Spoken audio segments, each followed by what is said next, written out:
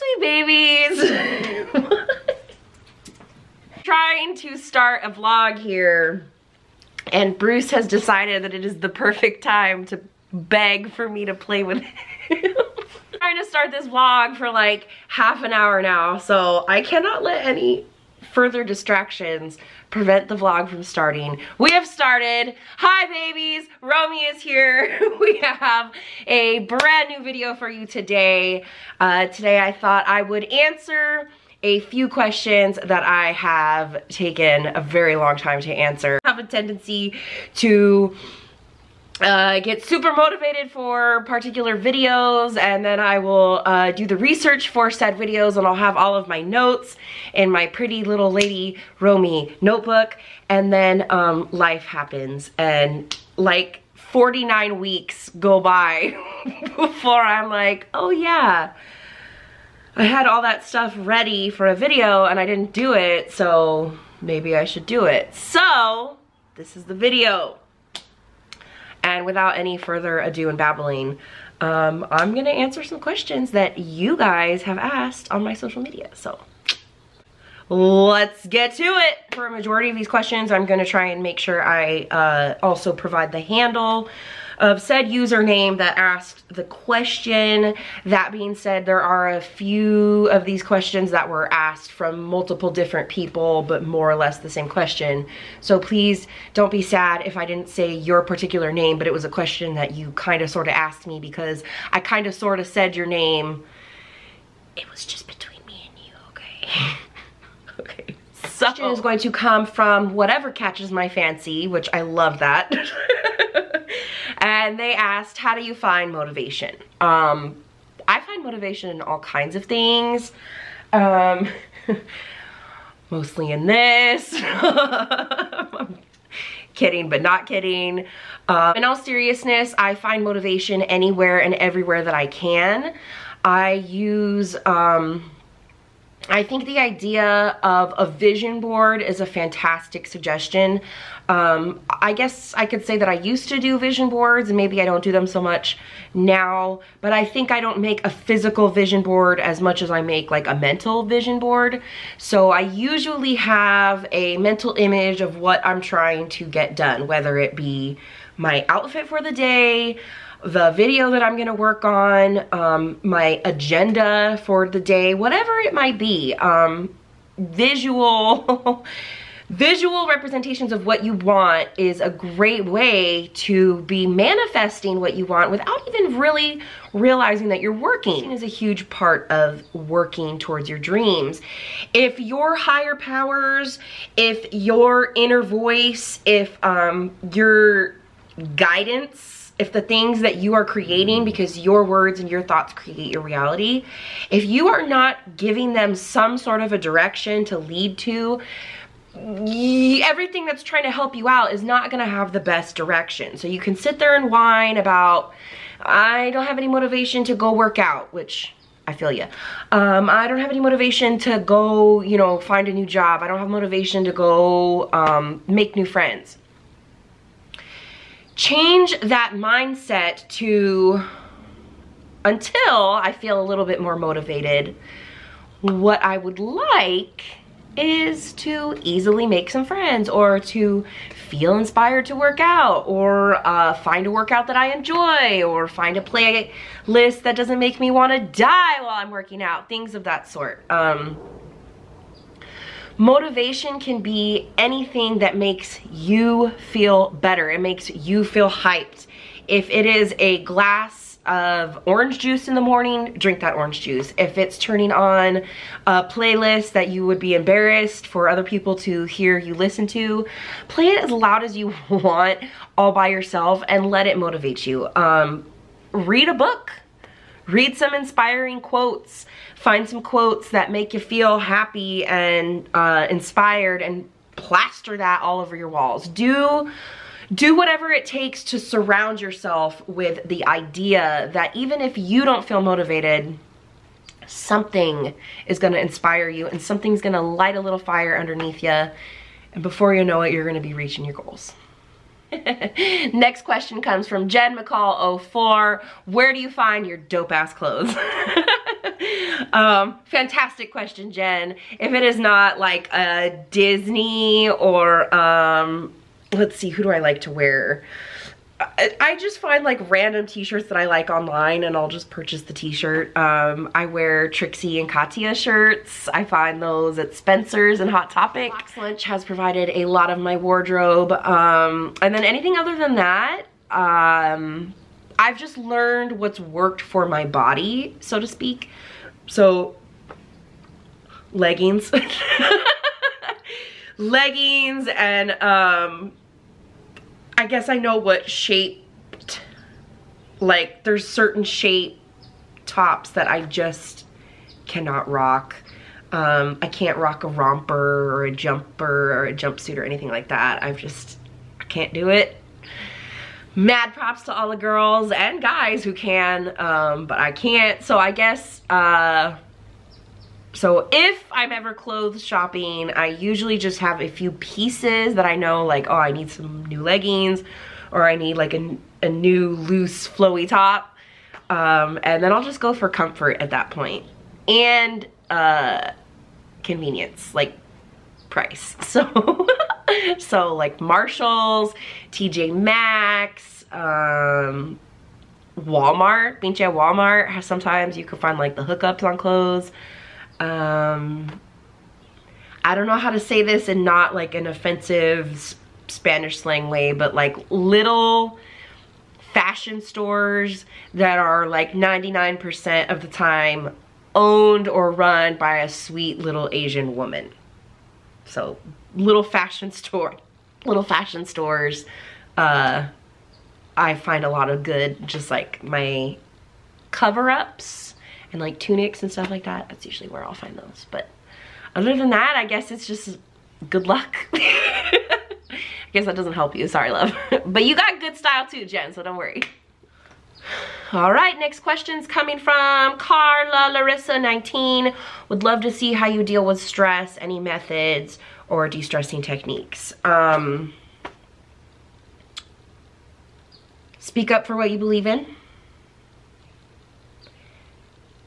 If you are feeling mistreated, do the best thing that you can and the like best option that you can to remove yourself from that environment for the time being. Breathe. I know it sounds super silly, but I'm not kidding and I cannot stress enough. Breathe. Breathe. Breathe. One of my, like, I guess I don't have to do it that much anymore, but if it really comes down to it, 1, 2, 3, 4, 5 in, 1, 2, 3, 4, 5 out. So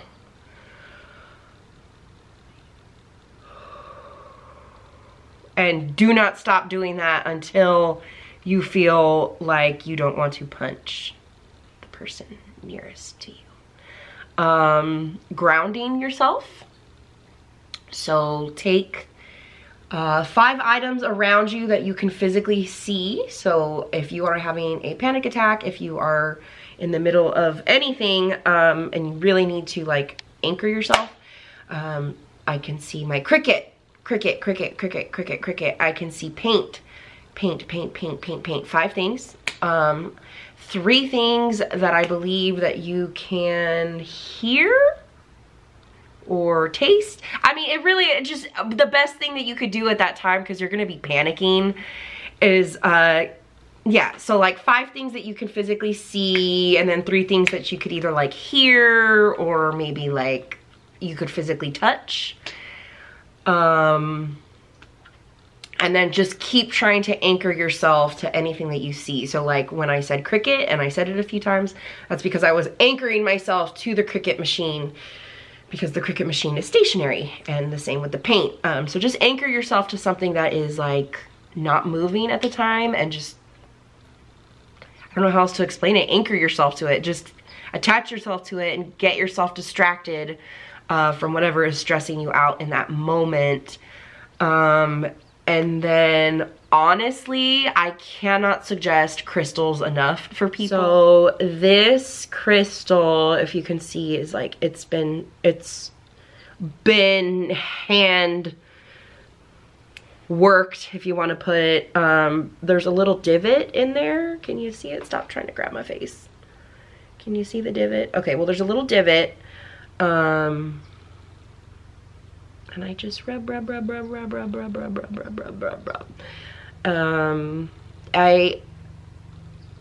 I know that there's people that might not really like,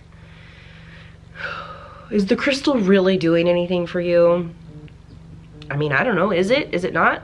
Oh, is the crystal really doing anything for me? That's a great question. I couldn't tell you because I can't physically see things like that. But what I can tell you is that I have enough faith in my crystals, and when I am having a sick panic attack and I have one of these on me, usually just sitting and holding on to it and, you know, just kind of channeling your anxiety maybe into the stone to kind of help absorb whatever you're feeling. It has helped me out of way more moments and situations that I could probably even explain. So I guess also like a tangent on that question is, if you are aware that you are going to be put in a potentially stressful situation, try and equip yourself, you know, like a soldier going to fucking battle. And that way, if and when stress ensues like you thought it would, you'll already have something to like, haha, I've got my rock and you cannot faze me, mother. The next question is from Miss Rich, and it kind of goes hand in hand with the previous question, and that is meditation tips or grounding advice. Like I said, goes hand in hand with the last question. I think I kind of segued into this anyways with parts of my answer. I'm not the best meditator. It doesn't shut up there. I suggest, because I don't have the best advice from personal experience, there's a lot of good apps out there that can help you like guide you through meditation. There's plenty of books, there's plenty of things that you can read on the internet. I would just look into meditating a little bit and then just kind of go from there, because meditating is different for everybody. But yeah, there are good apps out there, and there's plenty of good reading material. You just gotta look into it a bit. Next question comes from DizD76, and the question is how to build your self-worth. Beyonce. Listen to a lot of Beyonce. Listen to a lot of Lady Gaga. Look in the mirror and tell yourself that you're a badass bitch. You know, I know self-confidence is something a lot of people struggle with. I myself can be pretty harsh on my self-image, but for the most part, I think I have just learned to overcome society's perceptions of what is cool, what is badass, what is pretty, anything like that. I do not fit in a size 2. I will never fit in a size 2, and that is quite all right with me, because thick thighs save lives and I'm a lifesaver. You know, honestly, it's hard for me to not be like the harsh mama bear on this kind of stuff, because I struggled with like self-worth and self-image for a long time, but that was because I was letting myself be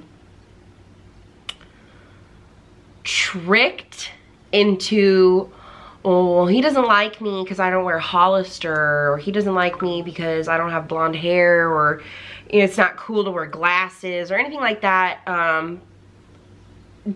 Fucking says who? Like, I don't know. I don't know why society loves to feed off of our misery, but it does. Media feeds off of making us feel bad about ourselves so that they can sell us things, and it's bullshit, and I hate it.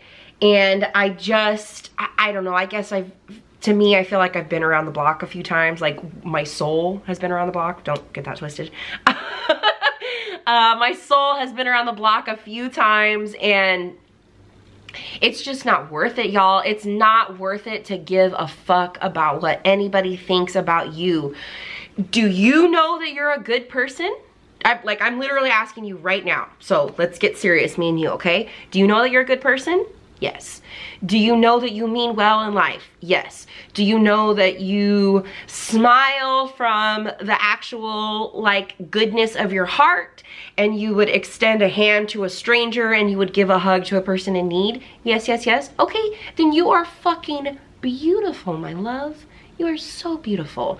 And, you know, maybe you got a couple pimples here and there, or maybe your skin isn't the brightest, or maybe your hair frizzes up when the humidity reaches like any percentage, or maybe your chin hair doesn't grow in the way that you want it to grow in, or maybe you can't grow a beard, or maybe you feel like you have man boobs. Who fucking cares? Are you a good person? Then you're beautiful. If nobody else is telling you that you are this beautiful goddess, then tell yourself, my love, tell yourself. Get up, look in the mirror, shake what your mama gave you. Your mama 9 months to make you. Enjoy it. Enjoy what you got. There's people out there that can't even shake it, or can't, you know what I mean? Like, there's plenty of people that we could have it worse. And I'm speaking in a generalization, so please don't attack me for that. We could be worse off, and I know self-image is really hard. I know self-worth is really hard, but it's called self-worth because it's something that you yourself need to truly have peace with. You need to understand your confidence is not gonna grow from somebody else. Your confidence is not gonna be forever by your side because you got like 25 likes on a picture. Like, it's not something that you can gain from anybody else but yourself. So you have to remind yourself of why you such a badass, because you are. Next question comes from Brea Crush, and the question is opening your third eye. Read about chakras. Look into which crystals that you can put onto your third eye. Stop using fluoride. I cannot, oh my fucking god, I just realized what a good fucking moment this is right now. I'm sorry, I'm cursing so much. I'm really like, ah! Stop allowing fluoride in your body. Oh, I cannot stress this enough. Oh my god. Okay. Go into your bathroom, go look at your toothpaste. Do you buy a toothpaste that says fluoride free? If you do not buy a toothpaste that says fluoride free and you give a shit about opening your third eye, please stop using fluoride ridden products. Try to get aluminum free deodorants if you can. Yeah, look into your water and look into your toothpaste. Crystals, chakras, that's the best I got for you right now. Next question comes from Mr. Mom Point. Is it as hard to live in California as people say it is? I guess I would have to first ask, define hard. Like, in what aspect do you mean, I guess? But either way, kind of silly for me to even ask, because yes, it is. It's hella expensive. People are so rude and self-absorbed.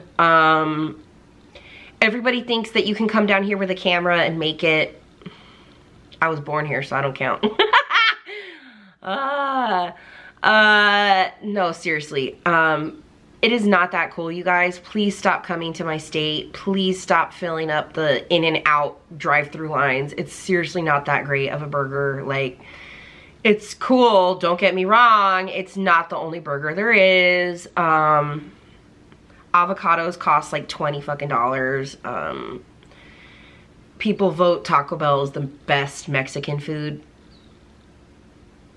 please stop coming to California. It like, bruh, don't get me wrong, it's tight AF because I'm born and raised in Southern California, but this is my home. I've experienced the joys of, you know, we have everything at our fingertips, but it's really hard. It's not that fun. I would leave this state in a second if the opportunity was right. So it comes from Ashley Introverted, and her question is tips on dealing with crowds at Disney. Large crowds equal extremely overwhelming. I completely agree. I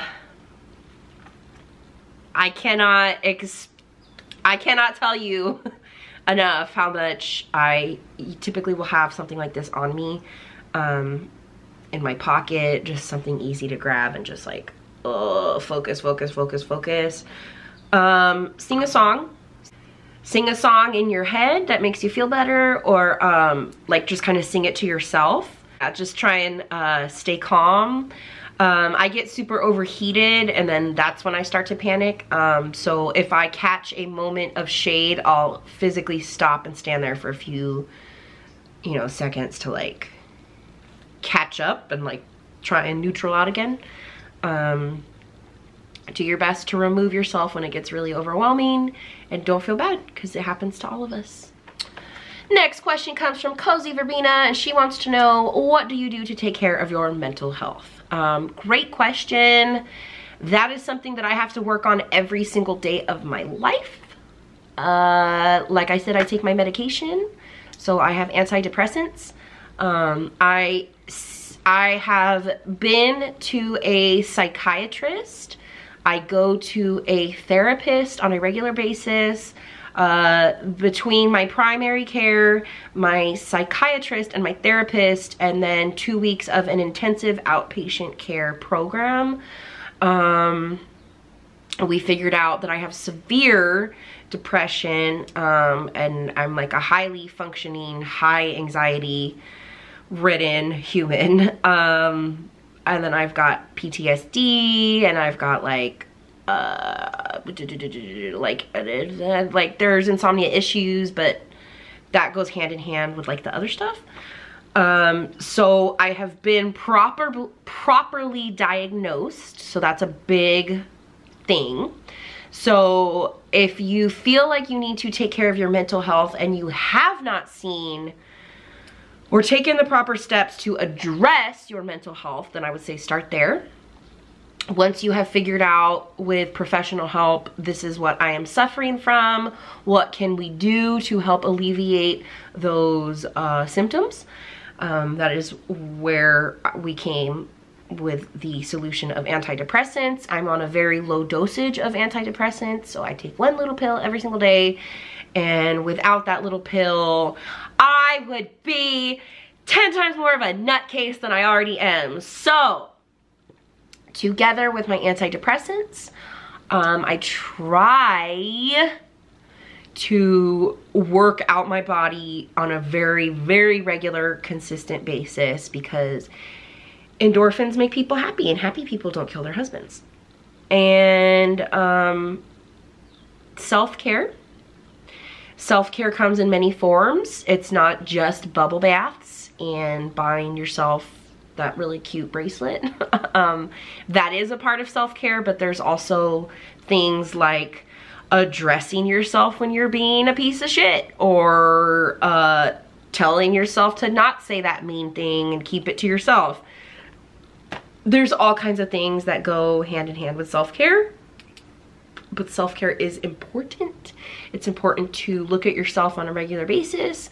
Am I growing mentally, spiritually, you know, financially? Wherever you feel like you want to grow, check in on that on a regular basis, and read books, read about the topics that you want to learn about, read the newspaper, read a magazine, reading is very fundamental. And I think that's it. I think that's probably about my list of mental health stability. All right, and I think one of my last questions, I think this will be the last question, at least for now, is from Miriam JH, I believe. And that is, where do you go to seek mental health when you can't afford it? And how did you know that you needed to seek counseling?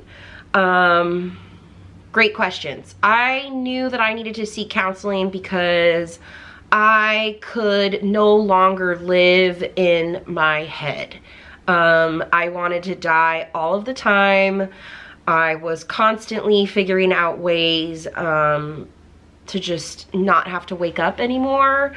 And I say that specifically because I wasn't trying to necessarily kill myself. I just didn't want to live anymore. I didn't want to wake up anymore. I didn't want to have to do my life. I didn't want to have to work 3 jobs. I was so over everything. And then it just got worse. I got punched in the face. My nose was broken. My mother abandoned me to stay with the father of the person who abused me.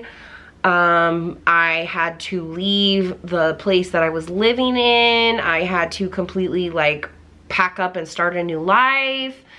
I was going through traumatic, like post-traumatic, and I'm still having to try and survive all this. And as if I didn't want to not live before that, I really didn't want to live anymore. And I have Kaiser, and I called like just a behavioral hotline that they had, and I just burst into tears to the first person that answered the phone and told them I just can't do this anymore and I need help and I don't know what to do, and I don't want to kill myself, but I don't want to live anymore. And they got me in touch with another hotline, and that hotline walked me through the process of she really wanted me to come into the IOP program, which was the intensive outpatient care program. So I went to a program for 2 weeks, and then with the success of completing the program, then the counselor suggested, they really thought that I should continue to seek counseling and therapy, and then speak with a psychiatrist. So then that was how that all just started, the process. And I took it seriously, and I was super honest with everybody that I would go meet with, because that's a huge part of it. You have to be honest with these people because they cannot get you the proper help that you need, or they cannot diagnose you correctly if you are not being honest. And they're not there to judge you, they're just there to help you. So you just got to be honest. And at that point, it's kind of like, at least for me, it was like, God, what do I even have to lose, even if I'm honest and this person might be judging me in their head? So what? They can judge me for a second because I need some help. And if this person is my source to the help, then I'll let them think whatever they want because I need help. I'm very fortunate to be covered, very fortunate. If you have Kaiser, you're more than welcome to contact me and figure out those steps that I took, because I am thoroughly pleased with Kaiser's mental assistance programs. I think that they take it really seriously, and I really think that they're there to help the absolute best mental health that we can get in this country. I think they're there to help us get there. If you do not have any health insurance, there are resources for you, there are options for you, and I would suggest Googling a few keywords, financial assistance for mental help, things of that sort.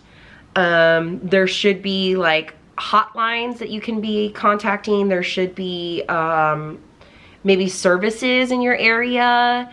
I know women, at least from my experience, we usually have some services offered to us, state mandated. You just got to look into it a little bit if you cannot afford it. And if you have looked into it and you just can't find anything and you're at the end of your rope, please do not hesitate to contact me. You guys can always contact me in any way you feel comfortable. And if you don't want it to be public, you can email me, ladyromey@gmail.com, and we'll figure out where your area is, and we'll figure out, you know, some options for you, because I don't want anybody to feel like they are completely alone in this, because you're not. And I can't even, like, I feel like sometimes I speak so lightly on it, and I don't mean to, but that's how peaceful I am with the path that I've had to take, because I've experienced the, you know, first half of it, and now I'm living the second half of it, and life is livable now. And it's pretty cool when you feel like you can live life without wanting to die all the time. So with that being said, if you feel like you have no options left, please, please, please, please do not hesitate to contact me. But that being said, I mean that in a sense of I will do my best to help you. I am not a professional. So please, I open my arms to you guys, because I offer help to everyone, and I want all my babies to know that I'm here for you if you feel like you have nobody else. But I want you to also remember, I'm not a professional, so I can't fix you. I can just offer the best solutions and the best guidance, and, you know, my DMs are always open. You're always welcome to just vent if you just need a place to vent. But I can't fix you as much as I would like to fix you. I can't fix you. So I can help, but I can't fix you. So please don't forget that. And I think that that'll be it. So with that also being said, please don't ever forget, if nobody loves you, this bitch loves you. So if you have survived this long, a thank you. If you enjoyed this Q&A, which I hope that you did, stay tuned, because I have a lot more questions that you guys have provided that I would like to answer for you. If you didn't like this video, you should give it a thumbs up anyways, to encourage me to do better. I'm just kidding. You could do whatever you want. Leave me a comment with your thoughts. Thumbs up if you did enjoy this video. Make sure you are subscribed to the Lady Romey channel. We have Romey Homey shirts for sale. You can email me, ladyromey@gmail.com. PayPal, Venmo, whatever works, $30 each. I will make you a Romey Homey shirt, and we can even personalize it. I've got some pretty cool Romey Homey shirts that I've personalized and sent out for people. So I'm really enjoying working with you guys on this little project here. Make sure you're following me on Instagram. And you can become a patron on patreon.com/ladyromey. $30 patron subscription will also get you a Romey Homey shirt. And I think that's it. I hope that everyone is having a fabulous January. This is the beginning of a new year. If you're not having a good January, then make the end of it the best and start planning for a great February. And until next time, gang, like I said, please don't ever forget that if nobody loves you, Romey loves you. Bye, babes.